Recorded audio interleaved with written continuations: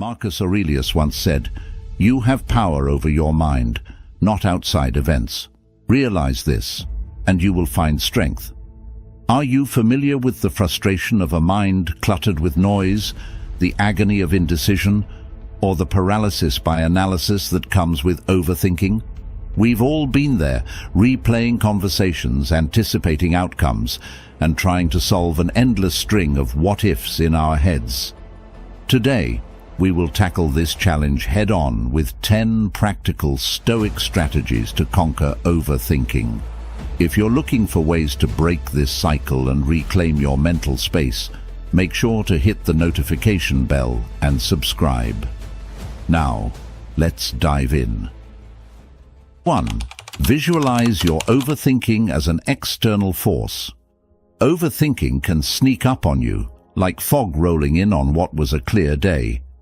It starts as a single worry or idea, but quickly expands until it can knock you off your feet. It's a common struggle in today's fast-paced world, where information hits us like hail in a storm. Our minds get crowded with thoughts of what if, what next, or what could have been. Marcus Aurelius, the Stoic philosopher king, once said, "The happiness of your life depends upon the quality of your thoughts." This brings us to our first technique, seeing overthinking as an external force. This isn't about making an enemy out of your thoughts, but recognizing that these thoughts are not the core of who you are. They are invaders of your peace. Imagine those invasive thoughts as clouds passing over a mountain. You are that mountain, majestic and immovable, standing firm as the clouds drift by. Now, how does one fend off these invaders? Stoicism teaches us to observe without engagement. Imagine placing these thoughts in a bubble and watching them float away. This mental exercise doesn't just lessen their weight. It reinforces the understanding that thoughts are transient. They can only disrupt your peace if you hold onto them and give them power. Practicing this visualization creates a mental reflex that can help you detach and let these thoughts go before they build into a storm. As you get better at distinguishing yourselves from this barrage of overthinking, it becomes simpler to see that you are not just a sum of your thoughts. This distinction acts as a shield, much like earplugs in a noisy crowd. It's a deliberate, continual effort that grows stronger with everyday application. When you notice yourself beginning to overthink, stop and picture the thought as noise, unnecessary and separate from who you are. By doing this, you're not only protecting yourself against overthinking, you're also taking back your mental territory and peace, one step at a time. 2. Take control by refocusing your energy. Have you ever caught yourself spiraling down a rabbit hole of what-ifs and doomsday scenarios, replaying the same worries over and over until you're mentally exhausted? It's like having a bunch of browser tabs open in your mind, each with a video playing on full blast, and you can't seem to hit pause. This mental multitasking is a hallmark of modern life, where the pressure to stay on top of everything can lead to a relentless cycle of overthinking. But just like a cluttered desk, a cluttered mind needs tidying up. Redirecting your mental energy isn't just about mental peace. It's about taking back control and quieting the endless noise of what could be, so you can appreciate what is. Seneca, another Stoic sage, effortlessly wove wisdom into words when he said, "True happiness is to enjoy the present without anxious dependence upon the future." This sage advice serves as the cornerstone for taking control by refocusing your energy. To stop overthinking, start by grounding yourself in the now. Focus on a task, even something small, and channel your energy into completing it. This shift in focus pulls you out of the whirlpool of future what-ifs and anchors you in the present moment. The practical application is simple yet profound. Engage in an activity that requires your full attention. It could be as simple as organizing your workspace, going for a brisk walk, or losing yourself in a book. These acts require the now, not the tomorrow or the yesterday, commanding your thoughts to align with your actions. You're not just distracting yourself, you're taking command of where your energy flows. Remember, Stoicism isn't about suppressing thoughts, it's about managing them. By choosing where to invest your mental energy, you're practicing a form of mental discipline. The goal is not to avoid overthinking entirely. That's an unrealistic expectation. The goal is to recognize when your thoughts do not serve you and to have the tools to redirect them. It's like training a muscle. The more you exercise this power of refocusing, the stronger and more resilient your mind becomes. You'll find that the once overwhelming tide of overthinking can be tamed wave by wave with deliberate action and presence. 3. Embrace impermanence and practice letting go. Let's face it, our minds often get stuck in a loop, rehashing events past or fretting over the future. This is the playground of overthinking, where thoughts become sticky, lingering longer than welcome. It's a challenge that doesn't discriminate. It affects students worried about exams, professionals stressed about presentations, or anyone trying to fall asleep while their mind races at 100 miles an hour. Amidst this mental marathon, we can find solace in the words of Epictetus, who tells us, "He who fears death will never do anything worth of a man who is alive." Now, while this quote might seem a bit heavy, it's really about the concept of impermanence, which is central to Stoicism. Everything changes, and this includes the thoughts that seem so persistent in our heads. When we overthink, we often cling to our thoughts as if they are permanent fixtures in our lives. Embracing impermanence means understanding that thoughts come and go. They are not eternal. This insight can be a beacon of hope when you feel ensnared by overthinking. Practically, embracing impermanence means cultivating a habit of letting go. It's a kind of mental decluttering, where you consciously release the thoughts that don't serve you. You could do this by envisioning a river where each thought is a leaf on the water's surface, drifting away. Or maybe you see them as clouds, ever-changing, reshaping, and eventually moving on. This visualization not only provides immediate relief, but also instills a deeper understanding that the nature of thought is to change.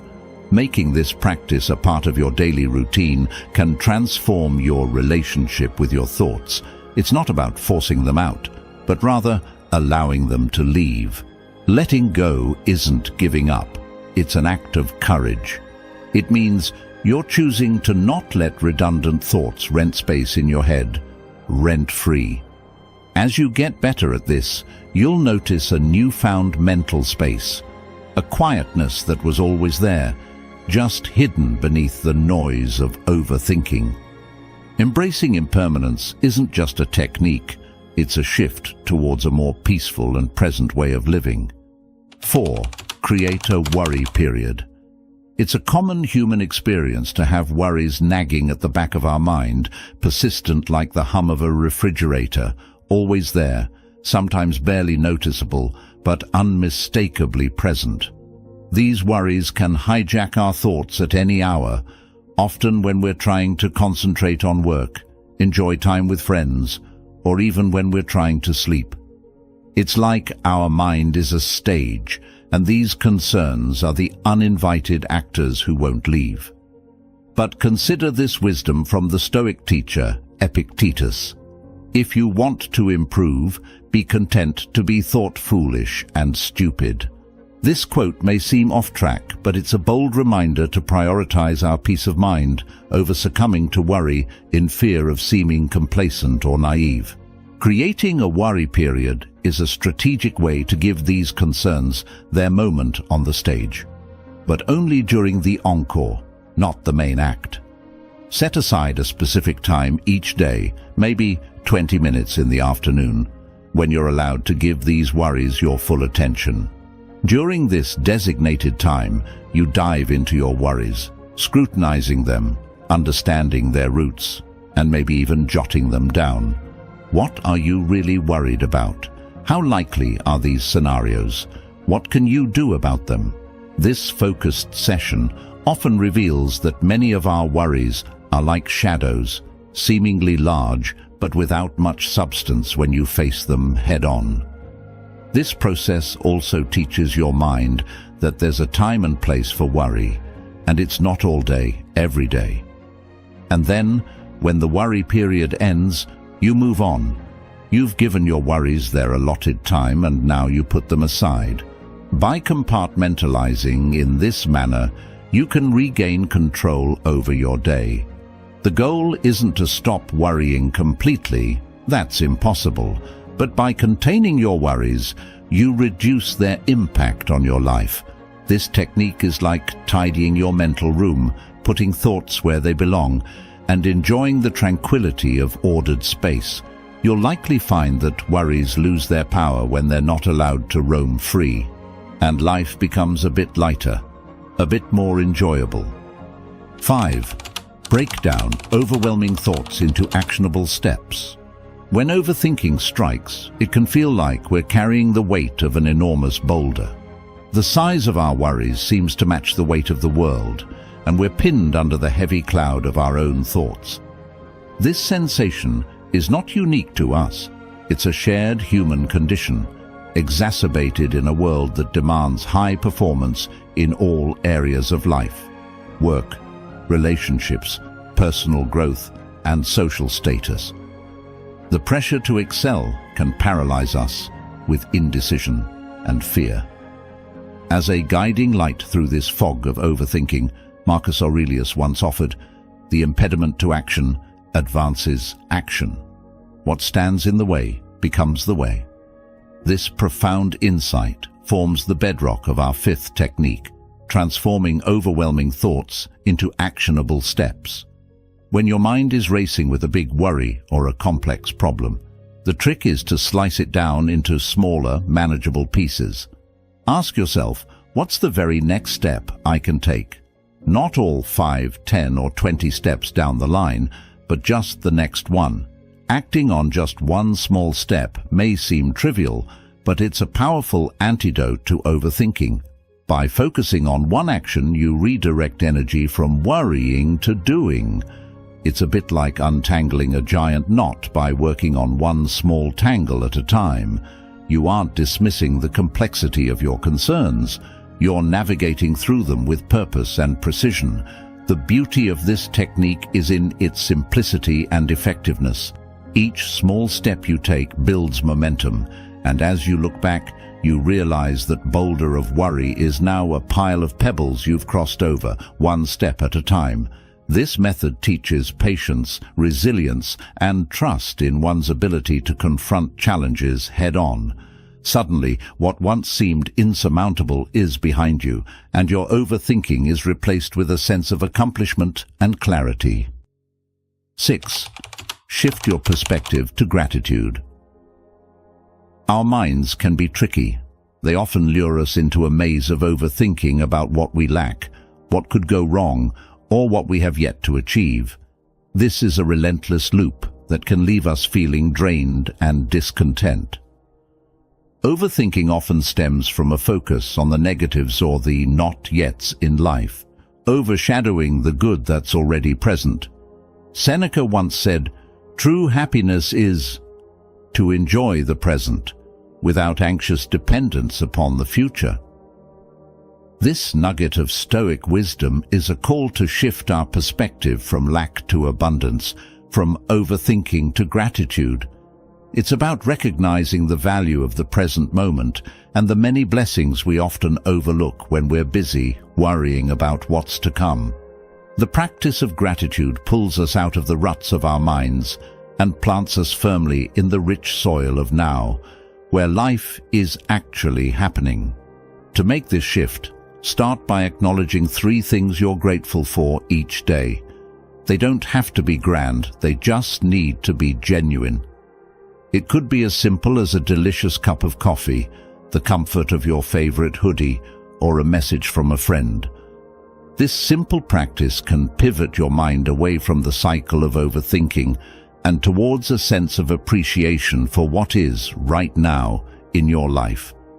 By anchoring yourself in gratitude, you're not only silencing the noise of overthinking, but also enriching your daily experience. Gratitude magnifies the positive in our lives and can slowly but surely transform our inner dialogue from one of scarcity to one of abundance. Over time, this new perspective can change how you approach life's challenges, turning them into opportunities to further recognize and appreciate what's already good in your world. This isn't just about feeling better in the moment. It's about building a foundation of contentment that can sustain you through the inevitable ups and downs life throws your way. 7. Focus on effort, not outcome. Overthinking is often the result of our mind's dance with the future, its outcomes, its what-ifs, and its relentless possibilities of failure and disappointment. This projection into the future can paralyze us with fear as we obsess over the potential consequences of our actions rather than the actions themselves. We live in an outcome-driven society where the end often justifies the means, and this can make us believe that if the outcome is uncertain, the journey is not worth embarking on. Yet a Stoic quote by Epictetus provides us with a clear directive. Don't explain your philosophy, embody it. Stoicism teaches us to focus on our efforts and intentions rather than the outcomes we can't control. This doesn't mean we should not set goals or aspire to achieve great things, but it does mean that the true value lies in the quality of our effort, the integrity of our actions, and the virtue with which we navigate our path. To apply this technique, whenever you find yourself overthinking about the potential results of your efforts, consciously redirect your thoughts to the effort itself. Ask yourself, are you doing your best? Are you acting with good intent? Are you staying true to your values? This approach is about being fully present in the process, putting in the work, and knowing that is where your responsibility ends. This focus on effort can liberate us from the chains of overthinking. It allows us to be in the moment, to give our best without the heavy shadow of what could be darkening our experience. It transforms our actions from mere steps towards an outcome into expressions of our character and commitment. With this shift in focus, you find that your path is not just a means to an end, but an embodiment of living with purpose, where each step is an accomplishment in itself. The final 3 strategies open the door to fresh perspectives, empowering you to tap into untapped strengths, foster practical resilience, and handle life's complexities with a sense of balance. 8. Practice voluntary discomfort. Our minds often lead us into a whirlpool of overthinking when faced with potential discomfort or change. We play scenarios over and over, trying to predict every outcome, preparing for every possible discomfort. This mental rehearsal can be exhausting.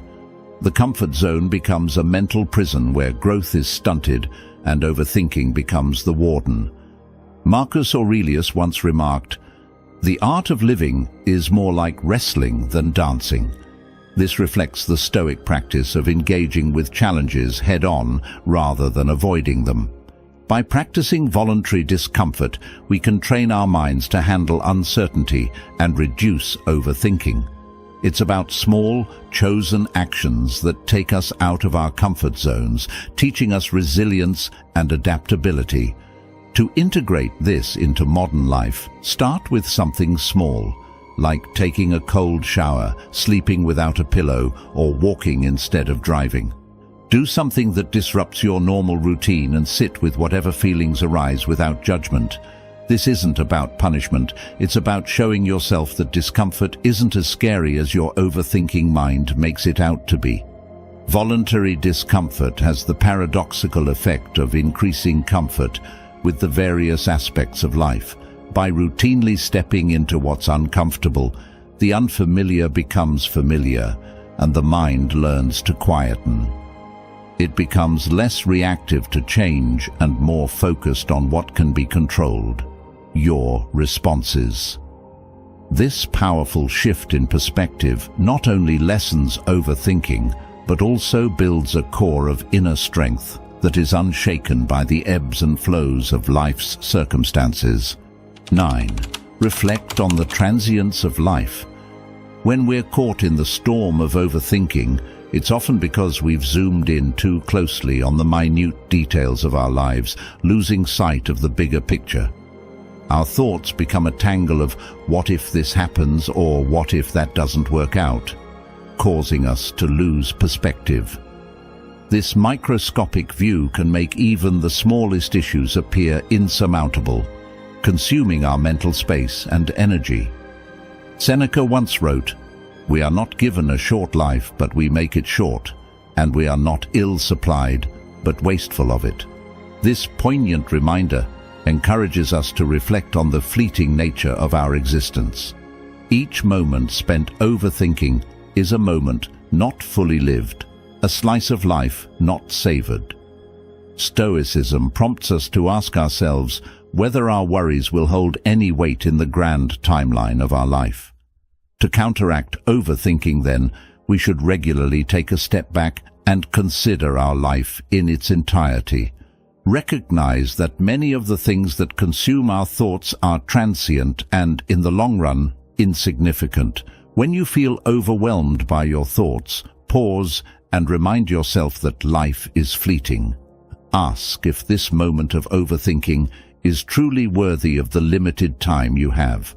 By contemplating the transience of life, we naturally prioritize our experiences and concerns.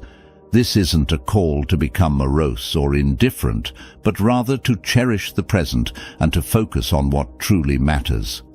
It's a powerful antidote to overthinking because it aligns our attention with the present, enriches our appreciation for the now, and diminishes the weight of future-focused anxieties. Let the ephemeral nature of life not be a source of anxiety, but a canvas on which you paint with the vivid colors of presence and engaged living. 10. Seek wisdom from outside yourself. Our own minds can sometimes feel like a maze where each turn leads to more confusion and overthinking. We try to solve a puzzle, only to find that the pieces keep multiplying, leaving us feeling stuck. This is the problem of overthinking in a nutshell. A cycle that starts and ends within the confines of our own thoughts, often without a clear exit. Seneca, a man celebrated for his wisdom, said, "Consult your friend on everything, especially on those matters concerning yourself. His counsel may then be useful, where your own self-love might impair your judgment." These simple words encapsulate a profound truth that can help navigate the stormy seas of overthinking. Stoicism teaches us that seeking insight from outside ourselves can break the cycle of rumination. It could be the fresh perspective of a friend, the impartial advice of a mentor, or the timeless wisdom found in literature. To apply this in a modern context, look for people whose opinions you trust and respect. It could be someone from your circle or a professional with the experience to guide you. Sharing your thoughts with them can help in two ways. It provides clarity as you articulate what's in your mind, and it opens the door for objective feedback that you may have missed while overthinking. This technique does more than offer practical solutions. It reminds us that human connection is invaluable. When we share our burdens, they often become lighter. This is not a weakness, but a recognition of the collective strength we have as social beings. Let the wisdom of others be the light that guides you out of the shadows of overthinking. With each conversation, you'll find the puzzle becoming easier to solve, not because the problems are any less complex, but because you are no longer trying to solve them in isolation. Which of these methods resonated with you? Let us know your reflections in the comments. Today's insights are but stepping stones in our shared path of intellectual growth.